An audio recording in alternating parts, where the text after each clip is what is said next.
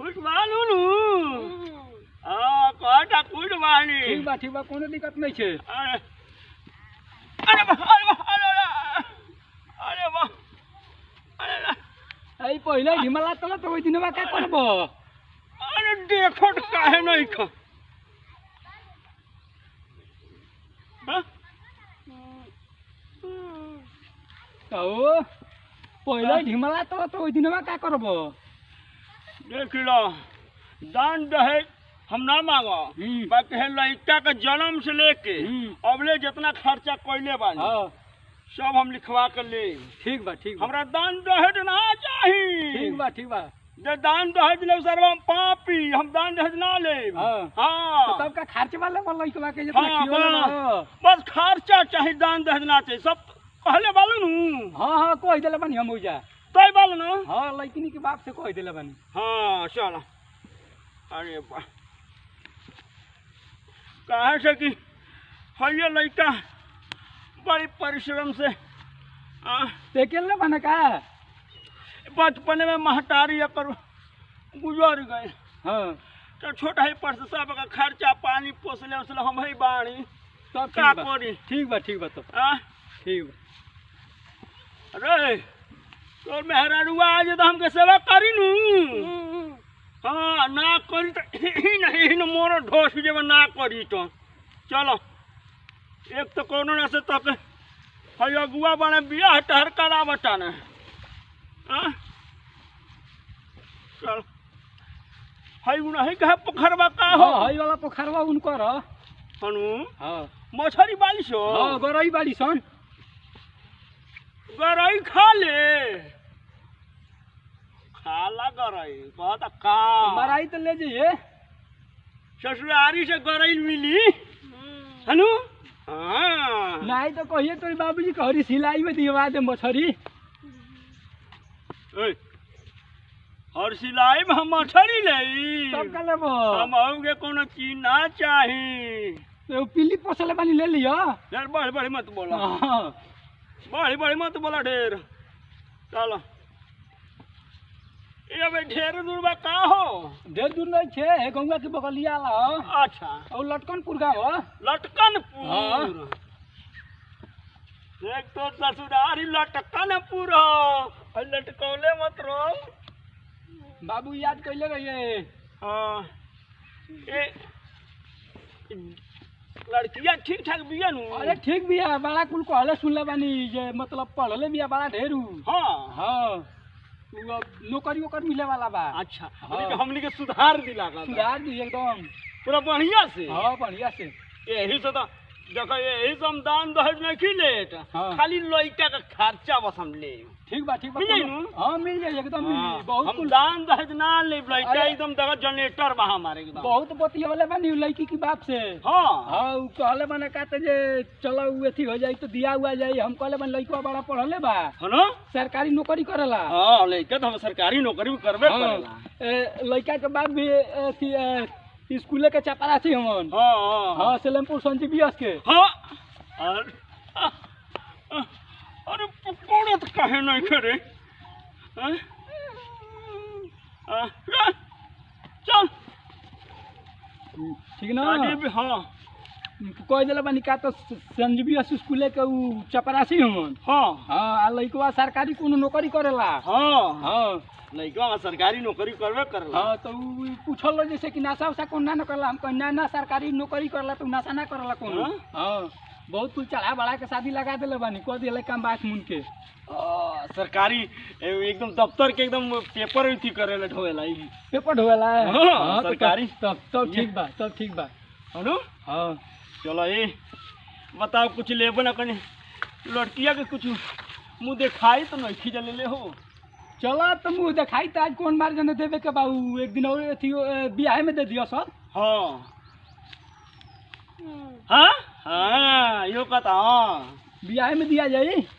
हाँ बियाह में दिया एक बेर गोटे धूमधाम से। हाँ हाँ हाँ अबे ना क्यों देखी बियाह में दिया तो सबे देखी ना हाँ इतना दिया लो दे ना। अरे भैया देखो हम बड़ा तमन्ना करूँ जैया हम लड़का का बियाह करम नु बड़ी धूमधाम से हो बड़ी गाँव खियाब हम हाँ नहीं तो युगियो कहला बना सका तो तू कौन मछरी पापरेट आवे लेके अंदर उहे मछरी बनवाओ कहला बना सन परपरेट। हाँ पापरेट कौन परपरेट मछली हो? नया में आइल बिया का होला? हेते तो होली सो चाकर चाकर होली सोनो में काट ना होला हई बोलो तो नाम ले बोलो तो हनी बोले जा परपरेट खाइबे इहो ससुर कहत हां कौनो चीज नाही लेखे कर सब फूल खाई ओई खातिर तो हमें मछली डलवइले बानी इतना डेंट पे इतना खर्चा कइले बानी है कर शरीर पहै देखै है सोने कह देखै कहत नहीं है हम सोने पहन के चलो अरे सोने के पहन के लिया के चलता हां तो ठीक बात तुम वो देखी तो खुश हो जाई हां अरे ओ जटनी एकदम बढ़िया से रहिए हां लड़की देखिए तेरा उतावला हो गए ओ काली मछली है तुम बहुत मोर तहरा के हाँ एक मिनट कहाँ यहाँ रास्ता बा हो? बस ये रास्ता बजा के आगवा से घूमे के बा अगवा से आ बनी जा हां आगे बनी जाओ आ बनी जा ठीक से रही है आई का ने उनके घर की लगे कोन आई बा आइयो कर आइयो उनको रे हम नहीं की गुड़ैया हो ए में तो लागत हाल ही मराई हो का हो? हां में मंगूरी मछली रहली है सन ऐसे मराइल आज का बनोले बार हां कुछ खाए पिए के व्यवस्था बा? हां खाए पिए के व्यवस्था बा अच्छा देखिए भाई हमारा शादी कोटे मत बड़ी लड़का के हम खर्चा बर्चा को कितना सियार करोले बानी कोटे ना देम हां कोटे ना देम हां शादी होई अरे भाई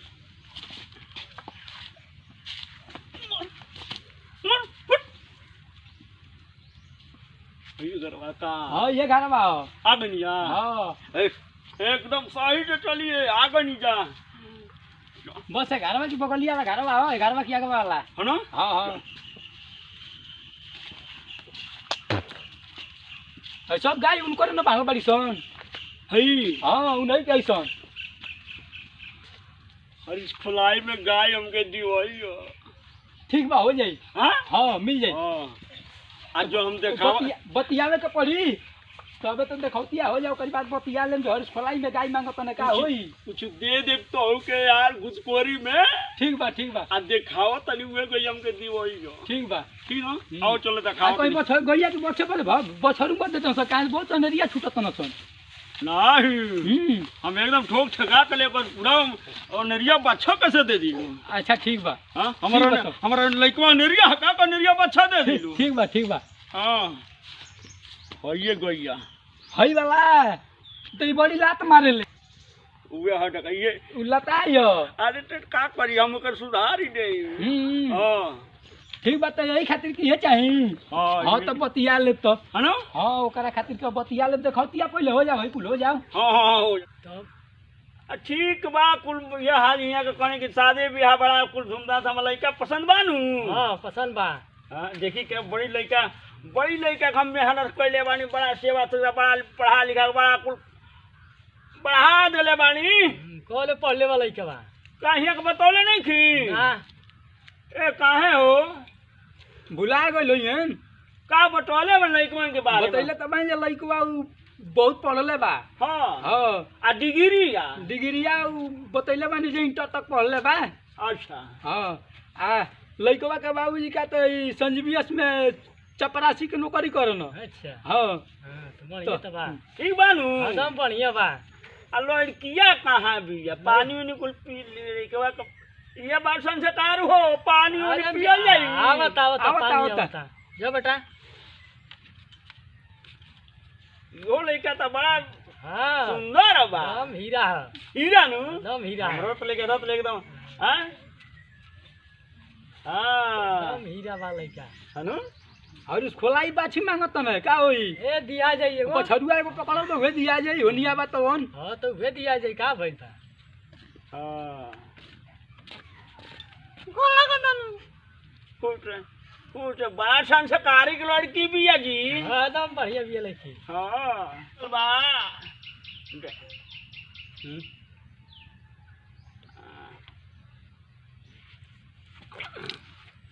अब अहिने से साठ करता लगा अब अहिने से लगला बेचैनी करे हैं?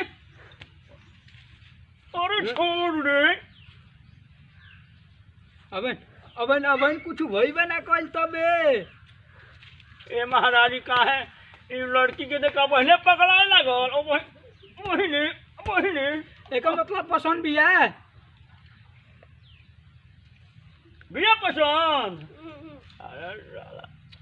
अरे तो तन ढीरा ढोरा लड़किया अपनिए घरवा चली और छोड़ रे चुप।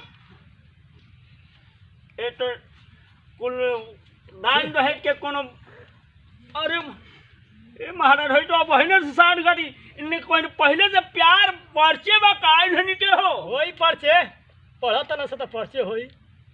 तो अब तुम ढीरा ढीरो मोरो हे ढोस जब बे तब कुछ बबुनिया इंटर कॉलेज में पढ़ल।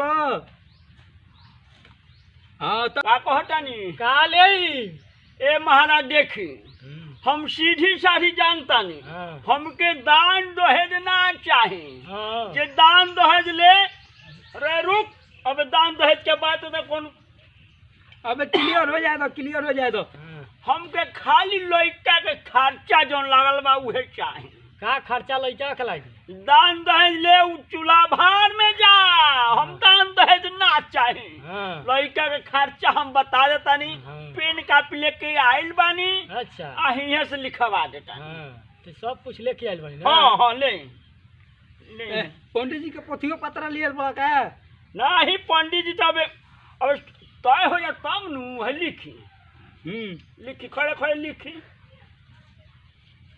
देखी हम दान दहेज ना ले। अरे महाराज तक का लिखवाव तनी देखी खर्चा खाली लइका के खर्चा। अच्छा चल हाँ लिखो लिखा बाबू लिखा।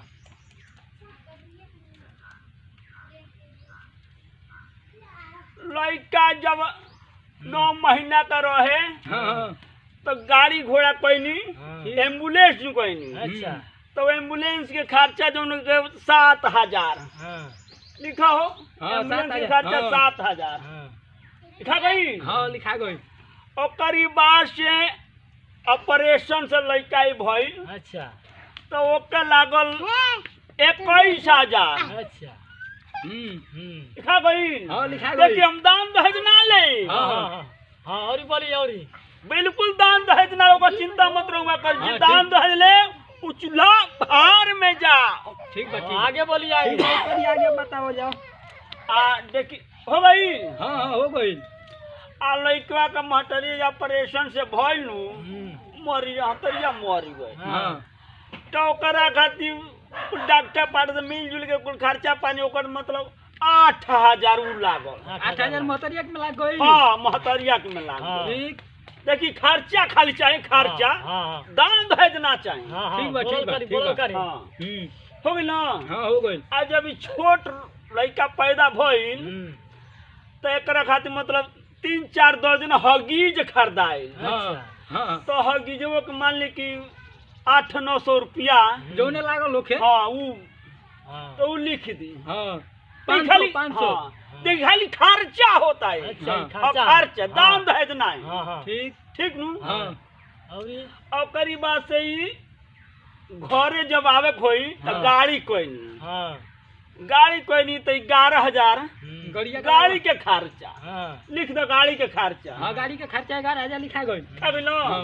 देखी दान दहेज नहीं की मांगा हाँ। खाली लड़का के खर्चा हां मांगा। पहले लइका खर्चा बता दी। हाँ हां खर्चा खाली। हां ओकरी बाद से के धीरे धीरे दूधे के उठावना कैली तो दूध उठावना कैली तो 31,000 दूधे के खर्चा आई रहे। 31,000। हाँ दूध लड़का पी ले बहुत लड़का के दूध पियो ले हाँ। खाली खर्चा खाली। खाली खर्चा हाँ खर्चा खाली और दान दहेज ना चाहे। दान दहेज चाहे ओकर मुंह में पिलुआ पड़े खाली खर्चा बा खाली खर्चा। हां हो लिख दला।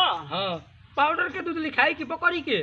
देखी ओकर बाद से भैंस दूध बिसुक गईल तब पाउडर के दूध एकरा के हम ले आइली। तेका मतलब दोनों मेरवन बा। हाँ ठीक। तब पाउडरवा का दूधवा लगवा वो 12-13 हजार रुपया पाउडरवा का दूधवा आए। हाँ तो वो लिख दी। हाँ वो लिखा गई। खाली खर्चा रहुआ, चिंता मत करो, ना, खाली ना, खर्चा। खर्चे में खाली बताई खर्चा में। हाँ। हाँ। हो गई। हाँ हो गई। ओकर बाद से धीरे धीरे लड़का के कपड़ा लता कुल खरीदनी। हाँ तो वो कपड़ा लता अब लेकर लड़का के कपड़ा लता खरीद ले बानी 52,000 ले। 52,000 के। हाँ अबले मतलब अबले 52,000 के खर्चा हाँ। कपड़ा लता पे आइल बा। अच्छा। ठीक बा। दान दहेज नहीं मांगत ना, जी। ना, ना, कहाँ दान दहेज कहते हाँ हैं? ना ना ना ना दान दहेज ले जले ऊपर पारो। हाँ, हाँ। खाली लड़का का खर्चा मांगत आनी हो। हाँ, हाँ। ठीक नु। हाँ, ठीक बा।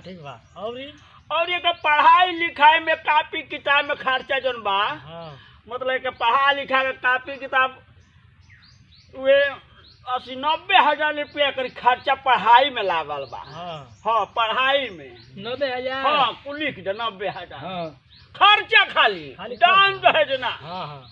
ठीक नु। हाँ। ओ करीबा से लड़का के गाड़ी खरीदनी आवे जाए खातिर अच्छा। 1,35,000 में। अच्छा। खाली लड़का के खर्चा खातिर। खाली लड़का खर्चा। हाँ ना दान दहेज ना चाहिए। हाँ। तो वो पैसे वाली लिख दी। हाँ, वो लिखा गई। लिखा गई। हाँ खर्चा खाली दान दहेज ना। हाँ। अब लड़का के देखी सगरी जोड़ के कितना क लाख होता। सब जोड़ के क लाख होता 2,36,000 रुपया। 2 लाख छोड़ो अब गड़बड़ी होता। गड़बड़ी 2 लाख तो 36 हम जोड़ले रहनी 5,21,000 जोड़ले रहनी। हाँ तो वह ना जो मैंने हजार रौरा जोड़ले बानी कि नहीं हमारे जोड़ा का होता नहीं होता है। होता ना। हाँ। तो देखी दान दहेज नहीं मांगत। 5,21,000 रुपया बस ए लड़का का खर्चा बचे। ठीक। दान दहेज ना तो चाहिए। दहेजवा से तो अधिक तो खर्चे में ए हो गई। महाराज हम कहाँ दहेज मांगत नहीं, हम तो लड़के के खर्चा मांगत नहीं। रहुआ समझत नहीं कि बतिया हमार समझत काहे नहीं कि हाँ। दहेज से ज्यादा हो गई। हम दहेज रो से मांगत जे दहेज मांगो ऊ क्या मांगत नहीं। हाँ, हो गुआ। हाँ ई तो 5 लाख मान लो 21,000 हो गई। बस तो कौन ढेर बा हैं? कौन ढेर बा। ई दहेज नहीं खे कि अब अंदर बुलाओ किया खाता तो करत नहीं घरों में जाए। खाती बाटी। हाँ। हेलो अरे बढ़िया रेहू के मछली बनल बा। हाँ हाँ जाए। लड़की बात नहीं सिको काली है। हाँ। जाए जाए हाँ, जाए, जाए, जाए जाए। जाए।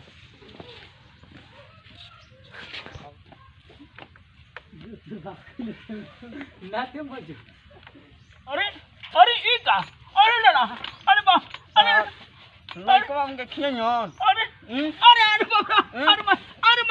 मैं अरे मैं अरे खड़ा करा खाना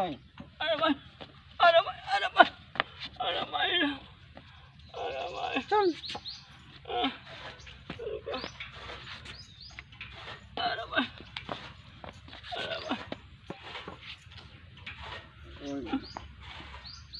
खर्चवा इनके खर्चवा तो हो गई तक सेवा वो कह दिल बनी चली कुछ को हम नहीं नहीं कुछ कहीं नहीं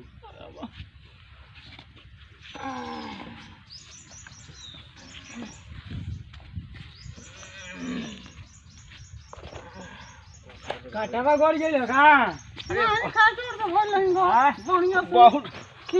बहुत बहुत खर्चा बहुत खातिर बात भइल बहुत भइल बहुत बढ़िया भाई। अरे बहुत बढ़िया खर्चा बने ऐसे ने पतो ही चाहिए। हाँ हाँ तब तो ठीक है। ठीक नु एकदम ठीक बा। चले बाबू बहुत बढ़िया मिलल बा चल चल बहुत बढ़िया पटही मिलल बिया चल ठीक बा ना बाहरी बहुत कोनो दिक्कत नहीं ना है ना। बहुत खर्चा बढ़ जा भइला जाली बाद बढ़े में- चाहे ऐसने लड़की वहाँ पैदा बहुत अच्छा कैले बानी बाद में हमार शिकायत ना होई अरे ना सब ठीक बा चल चल